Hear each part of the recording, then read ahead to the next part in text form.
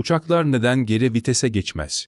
Aslında motorlar ters yönde çalışabilir. Ama uçak motorları bunun için tasarlanmadı. Çünkü jet motoru havayı arkaya doğru iterek itme gücü üretir, ters yönde hava üfletmek için motorun iç tasarımını tamamen değiştirmek gerekir. Yerde geri gitmesi gerektiğinde ise pushback aracı uçağı iter. Yani o kadar güçlü motorlar var ama geri gitmek için hala bir traktöre. Bu yüzden uçaklar geri gitmek istediğinde motorlarını değil özel ters itki sistemlerini kullanır, ama bu sistem sadece inişten sonra devreye girer. Kalkışta asla kullanılmaz.